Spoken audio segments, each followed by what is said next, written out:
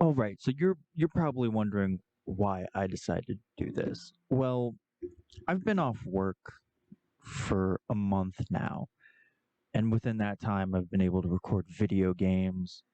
I've been able to catch up on editing on my book, and while editing on my book, I went to Peacock cuz I go to Peacock for my wrestling.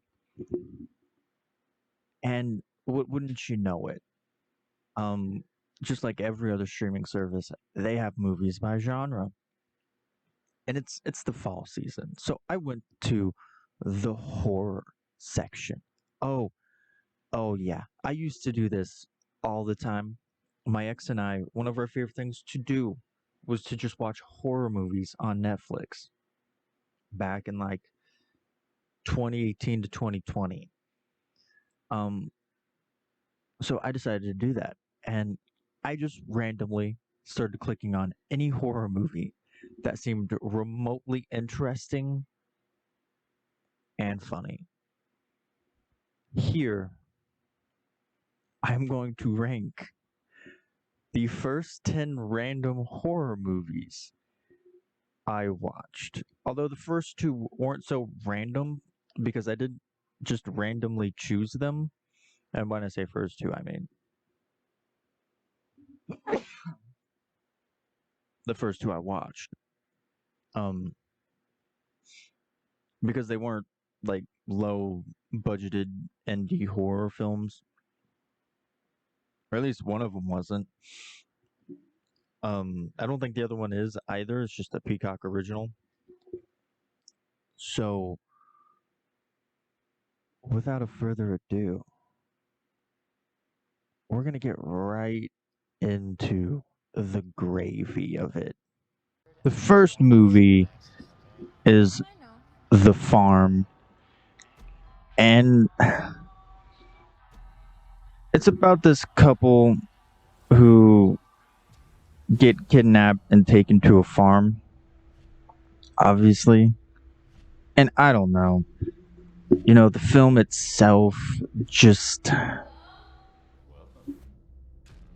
isn't very good.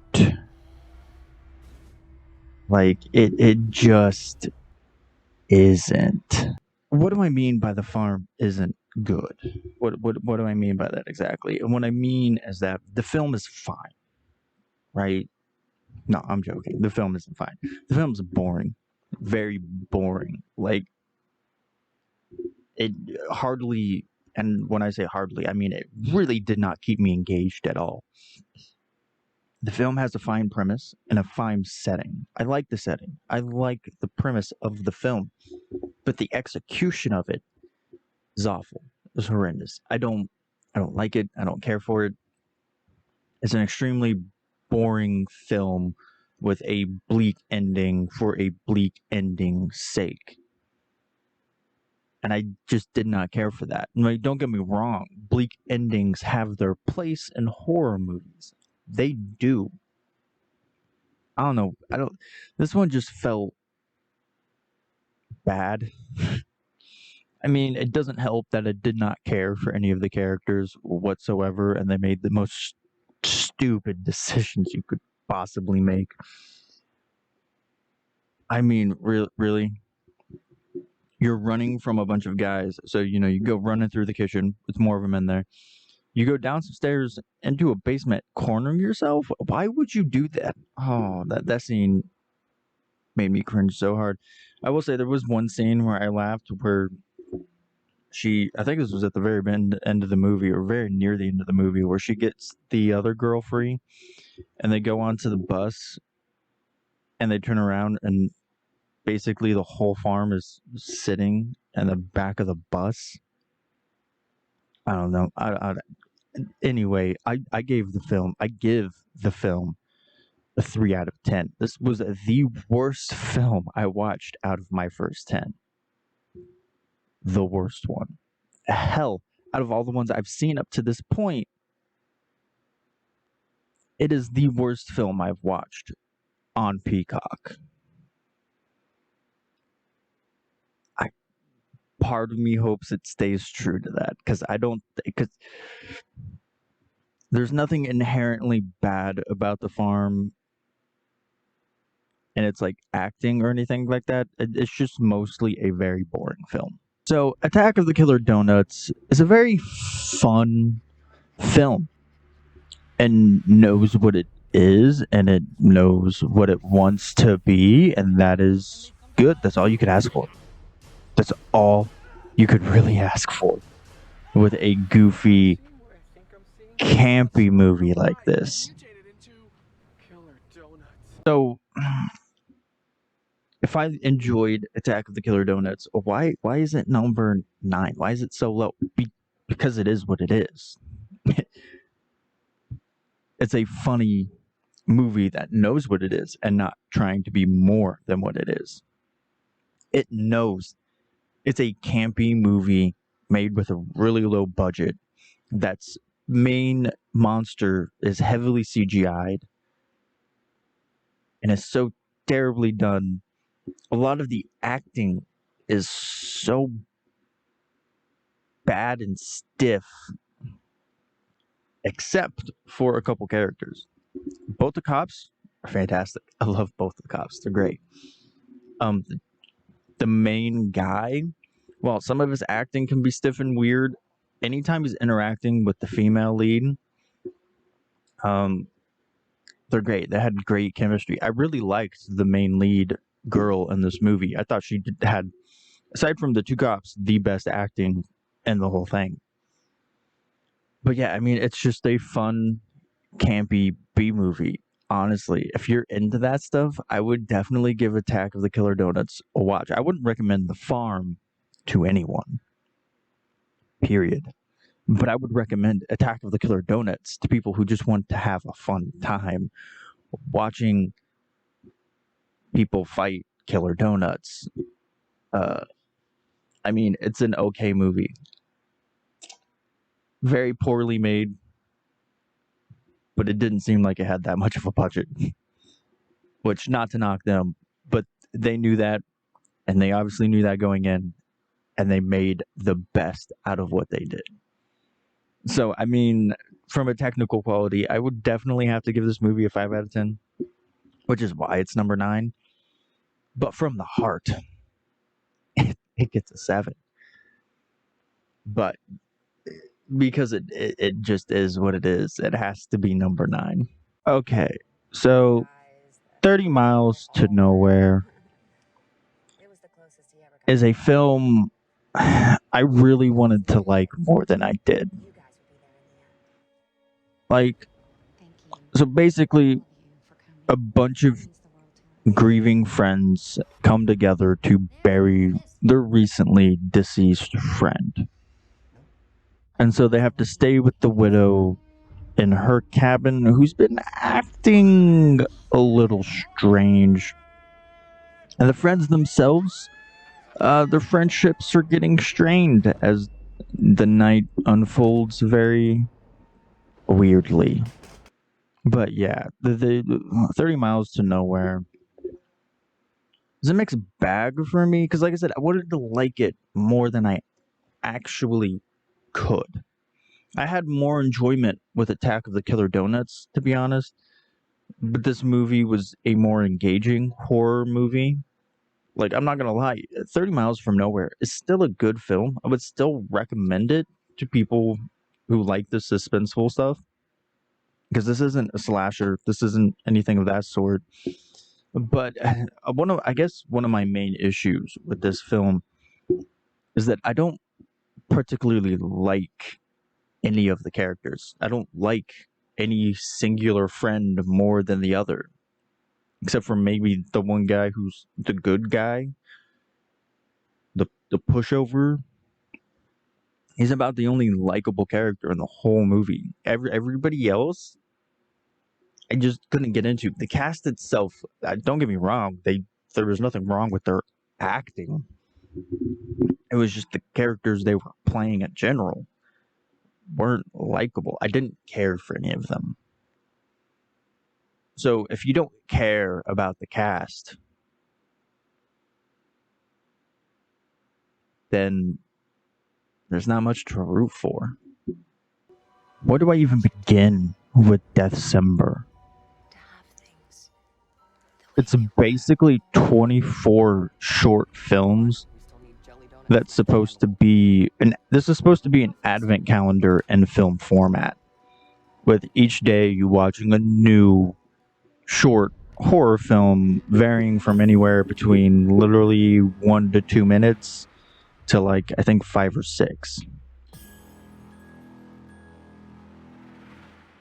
And boy, is it one heavily mixed bag. Okay, so now the only reason December ranks above 30 Miles from Nowhere, despite it being such a heavily mixed bag, and I would say it has more short films that range from I don't know what happened to than really good or entertaining or engaging ones. Don't get me wrong. There was some bangers in there, and the highs are extremely high. There's just more lows than highs, but the highs they did have, I really liked so much more than 30 Miles to Nowhere as a full film. So I mean, for that, yeah, I had to rank December above it because then you have like all the mediocre ones that are kind of like on par with 30 Miles to Nowhere. Anyway, I mean, come on. But the two that stick out to me the most, I don't even remember their names, but I remember the dad was basically, he had like this weird thing, and you would pull it apart and he'd read a dad joke essentially about the moon. I loved that one. And the one where the Santa Claus busts in and kills everybody in a meth house is phenomenal work. I loved that one so much, it wasn't even funny. So you're wondering what on earth could beat a Santa taking down a meth lab? Well, it's The Butchers, or Butchers. Now, this film is about 4 friends who get car jammed on the side of the road. And so, of course, big burly man Mike decides to go off to the nearest gas station to go get help. And, you know, chaos ensues. You know, you get some cheating, you get some doubting, some crying, some killing. You get a lot of stuff. Now, Butchers almost ended up like 30 Miles to Nowhere. It got to a point where I was almost like, I really want to love this more than I am currently. And then by the end of the film, I liked it. I could fully say I enjoyed that. I got off to a rocky start, but by wrong side, I'm good. By the end of it, I enjoyed it. I mean, it was entertaining. I didn't particularly like any of the characters. I mean, the only decently moral one dies way early. He's like the first one dead. You don't really get to know him. And then Mike, he's the worst character in the whole entire film. He's literally just a douchebag. I mean, at the very end of the movie, when the girl's like begging him to leave, and he takes the shotgun and the keys out of the truck, basically making sure Jenna can't drive off without him. It's like, bro, if you want to go play hero, but let the girl escape. Jeez, no need to be a dick about it. My God. So, I mean, Jenna, she starts off as like your typical stone cold kind of resting bitch face girl, but by the end of it, you're rooting for her. You're in her corner. You like her. Taylor, the cheating girl. She's not bad. There's nothing really wrong with her. She kind of makes up for it. But I mean, Jenna's really the only one you have to root for here. And it's another one of those films that gives you the bad ending. The cast is defeated, but so are like 90% of the villains. Or I guess you say over half. There's only 4 of them.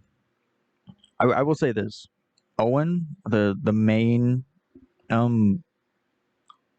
piece villain, is so great. He's so magnetic. He's so charismatic. The character is really well done, really engaging, really keeps you entertained. He's one of the best horror villains I've seen that can keep you engaged in a while. And he was a real treat to watch in this film. His brother Oswald, the special guy. I mean, he's there, and he survives. I don't know. I really liked the movie, but the ending did kind of sour me. I didn't like the bad ending. I really wanted Jenna to escape, but it wasn't meant to be. The first found footage film. And this is fully 100% found footage, not an intercut between the two.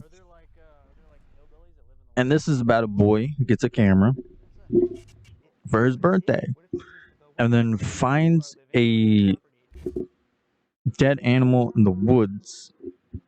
And after he finds the stuff in the woods, weird occurrences and events start to happen to his family in his house, which is just supposedly coincidentally built on top of an old urban legend. If I wasn't such a sucker for found footage films, The Butcher might be number 5. But I am a sucker for found footage films. So The Bells Witch Haunting sticks where it is. Now, is the film groundbreaking? No. Is the film great, magnificent, off the charts? No. Not quite. Something I've been forgetting to do is to give my rating score at the end. And I gave Butcher 6.5, I think, because of the bad ending. Otherwise, I would have ranked it higher. And December got a 6. So you're like, where does The Bells Witch Haunting rank? Well, it's a 7. And I'll tell you why.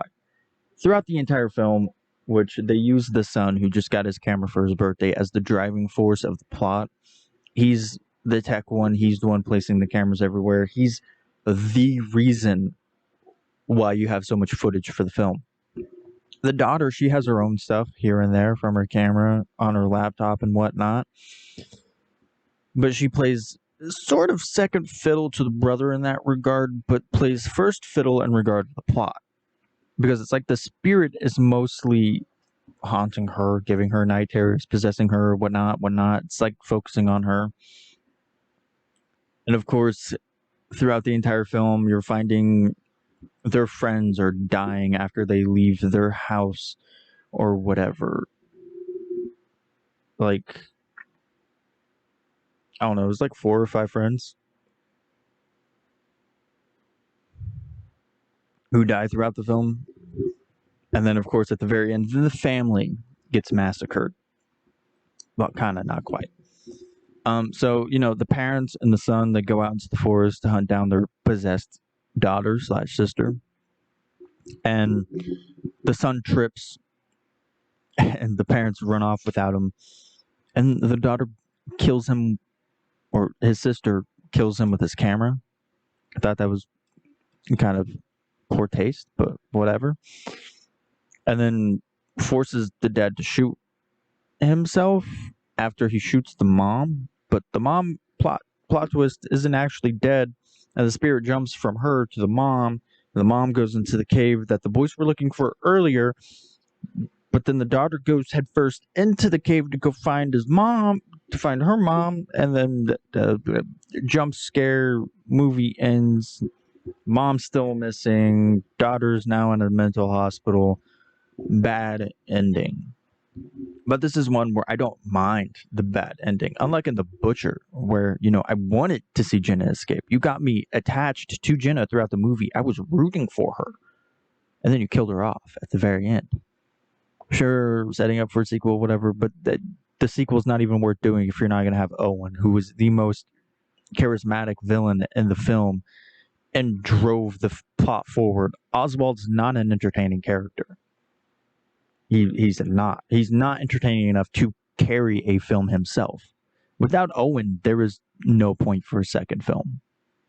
If I'm going to be quite honest with you, like, you better have some engaging, likable protagonists if you're going to do a second film, because the only reason this film got to where it was because Owen carried it until Jenna could become likable. Whereas in this film, The Bells Witch Haunting, the characters are for the most part likable, and their unlikable traits you can just counteract with them just being young, like when they're being dicks. But that's mostly at the beginning of the movie. Once you get to the midway point, it's they start transitioning to being more serious and empathetic to the situation they're in, and nervous and scared. But it's because of that neutrality almost that I don't mind that this family didn't get the happy ending. I mean, not every film is meant to have one. And sometimes I feel like it hurts a film if it doesn't get the happy ending, and sometimes I feel like it hurts the film if they do get the happy ending. This is one of those movies where I feel like they got it right. The bad ending was the right choice to go here. All right. So now we get to one of the films that I picked out to watch that got me on this kick, and it was actually the first one. This is the one that kicked it off. They Them, which is obviously about a how do I say the word? Conversion? Yeah, that's what it is. Conversion camp. But obviously in the beginning he disguises it as, oh, this isn't a conversion camp. This is a camp where you can find your true self. I don't care if you're gay or whatever, but by the time you leave this camp, I hope you know who you are. But obviously that's not true. As the film goes on, you learn about their real intentions, especially in that scene where she's doing the whisper therapy to them. But yeah, it's just about a bunch of LGBTQA kids at a masked conversion camp. So They Them is a very safe slasher flick. It doesn't break the molds. It's not the greatest. It's not the most clean, but it's not offensive. It's not bad. Like, I was on Facebook and, I saw an ad for They Them pop up, and I just went to the comment section because I hate myself. And oh my God, the amount of people who are just going, oh, this film is terrible. This film is trash. Kevin Bacon, what are you doing to yourself? Why are you staining your great legacy with this film? It's like, oh my God, dude, this film isn't bad. If you think this film is as terrible as you do, then you're probably homophobic. Honestly, if you don't like this film because you can't handle same-sex intimacy in movies, then just imagine how the LGBTQ people have felt watching straight intimacy moments in movies their entire life. You're basically getting a taste of their medicine. The hell, Nat? Anyway, But yeah, it's a slasher film. It's literally the same blueprint and DNA of any slasher film, just coated with LGBTQA plus coding. And it's not even done in a distasteful way. I like all the characters. They were all fine. I liked the main character, Jordan. They were a great dude. Yeah, they were great.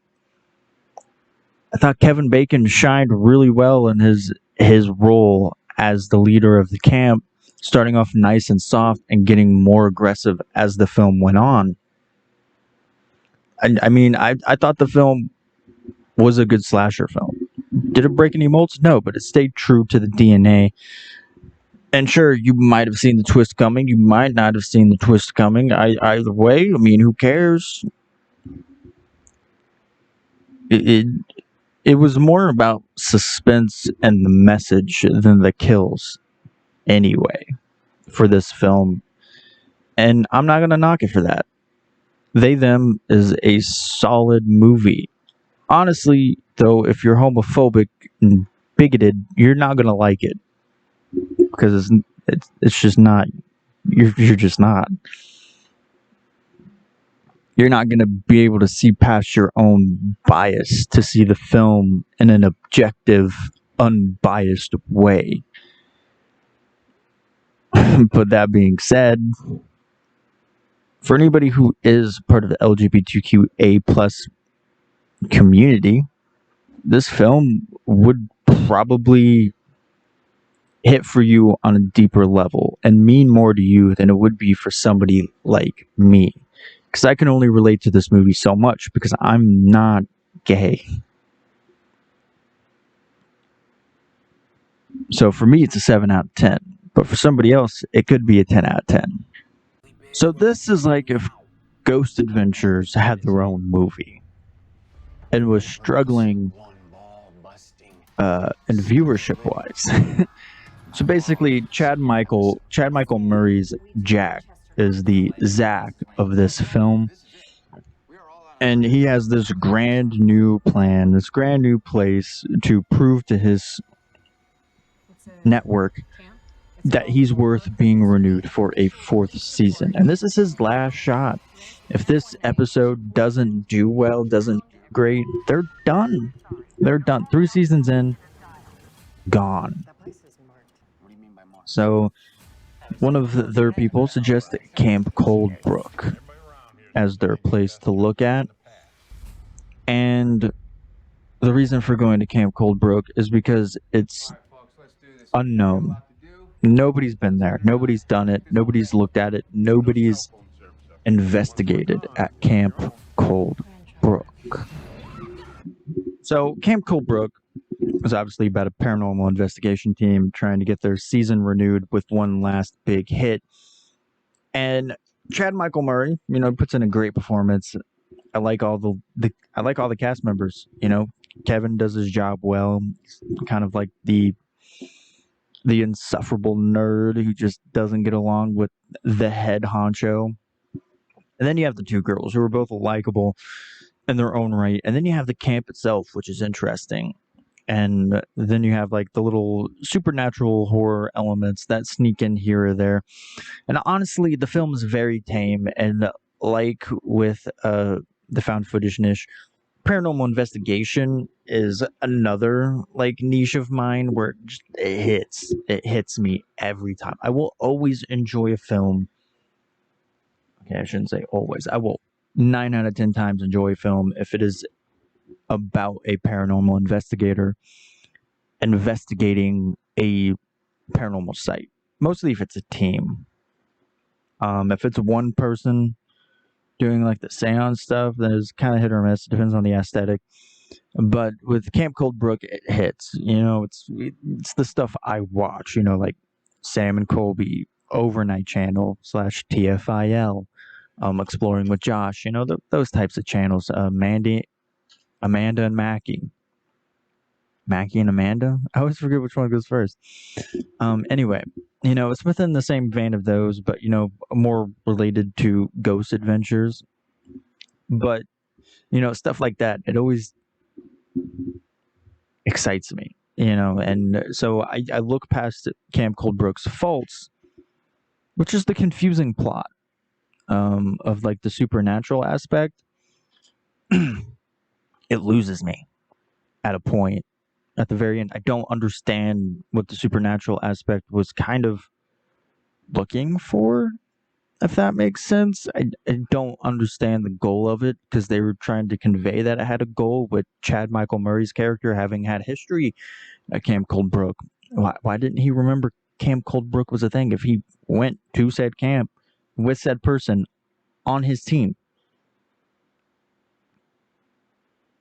Because the plot of the movie was, or the end game plot of the movie was, said person brought Chad Michael Murray back to the camp because after they made out, he left her to die. He hid under a boat saying, "Hey, hide under this boat with me." And she said no, ran off screaming. That's her fault, dude. Bro, that is 100% on you. He offered you a space underneath his boat and you denied it. That is your fault. But her whole point was to lift the curse off the both of them, and then when he does get dragged into the lake, obviously his mom and the sheriff finally make it to there, because his mom realized he was going to Camp Coldbrook. Went to the town, was like, "Hey, sheriff." Sheriff's like, "What are you doing here? Didn't you leave?" She's like, "Yeah, but my son came here with a crew and they were at Camp Coldbrook." How did the sheriff not know that was her son? I don't know, man. I'm sure that one has a better explanation than the other one of Chad Michael Murray not knowing what Camp Coldbrook was, off the top of his head anyway. And then, he wakes up in the hospital after a confusing thing. His wife's there. Babysitter's the ghost from Camp Coldbrook. What? I don't understand that. But I still enjoyed the film for what it was, and it's mostly because it laid into my niche and I liked the characters and the setting. So, Against the Night is a mix movie. What I mean by mix, I mean it's got normal shots and found footage. It splices between normal cinematography and found footage cinematography, and it's mostly about these group of kids, where one of them's a big into filmmaking and stuff, and he's like, "Hey, yo, there's this place. I think we should go there and film. Find a good place to film." A little porno spot in an abandoned sanatorium or whatever, And the only reason he brought him there was so he could scare the living hell out of them. And then, of course, things go awry. So I loved Against the Night. Despite the fact that a lot of the characters were not, I guess you could say, likable. For the most part, a lot of the characters were kind of selfish, assholes, douchebags. You could go on and on. Not a lot of them are likable. I don't think there was a single guy in this movie that I could consider a decent character, like on a human level. That was a good guy. That was a good character. I don't think any of them could be considered good characters.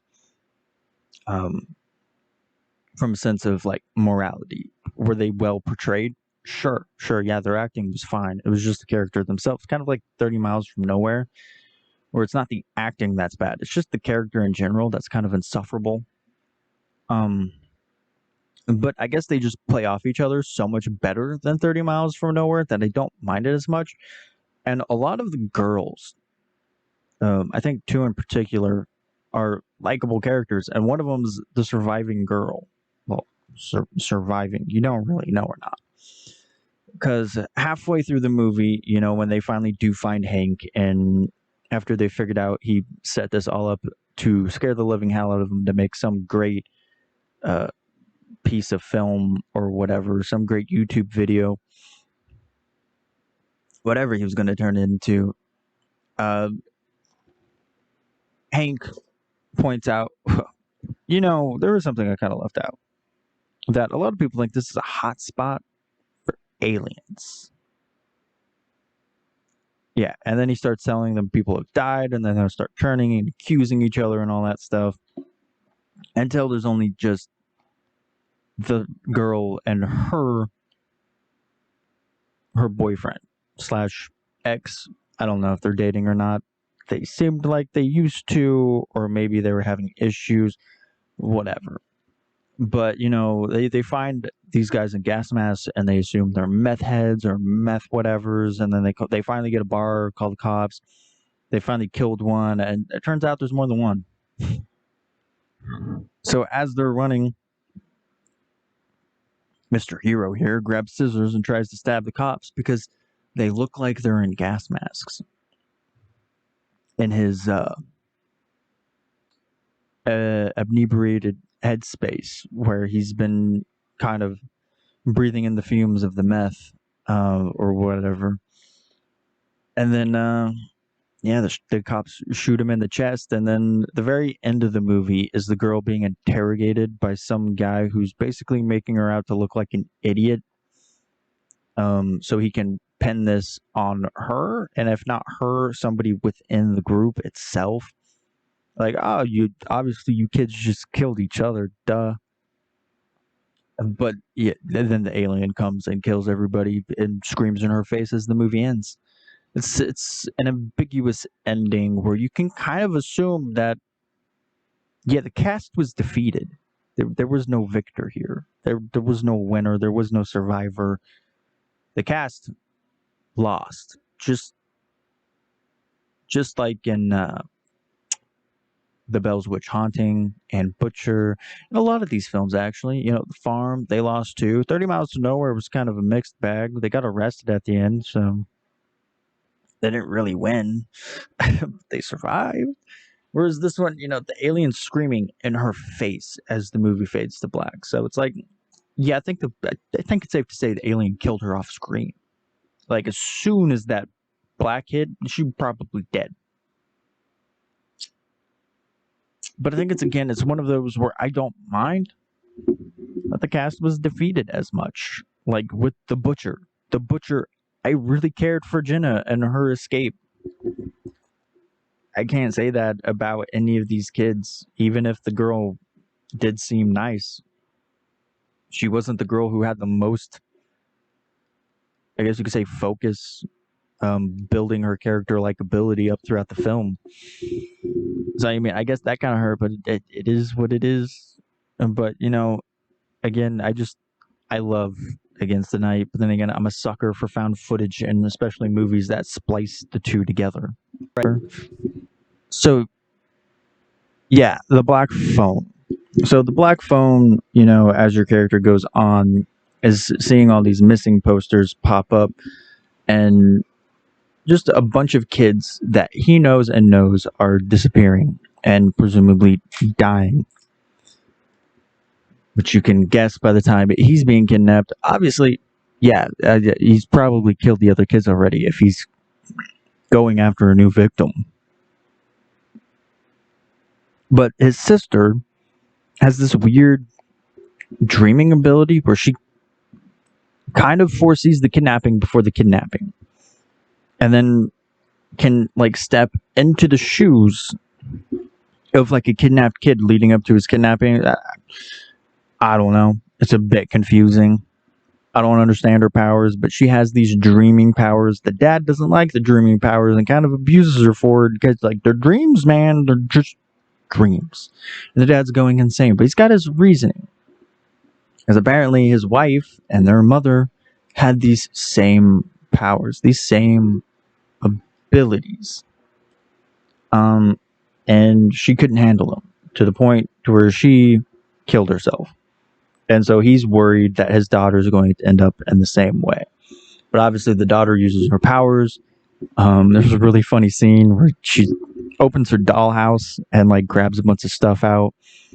She prays to God again, and then she's like, I don't know. She pulls the stuff out. She's like, "What the fuck, man? What the fuck? I asked for help, and you didn't even give me a dream last night. Are you even real?" Oh, that's the thing I thought was pretty funny. But the very end scene where he's getting a call from like the kids telling him how to escape and stuff. I guess it's not the really end scene, but it's like the end game of the movie where he gets the call from the really tough guy and Robin, his best friend, who defended him from bullies and stuff. So, and then it leads into him learning how to fight back the killer. And of course, the daughter or his sister finds out where he's at roughly and leads the cops there. Cops go in there and they don't find anything, but then they find the bodies of the children. While on the other side of the street, her brother's in the basement fighting Ethan Hawke's killer. And obviously wins and then comes out the other house and the sister sees him and starts running towards him. It's a happy ending. They mislead you with the dad, which I think is interesting because they kind of build him up to like be this abusive person, and you're like,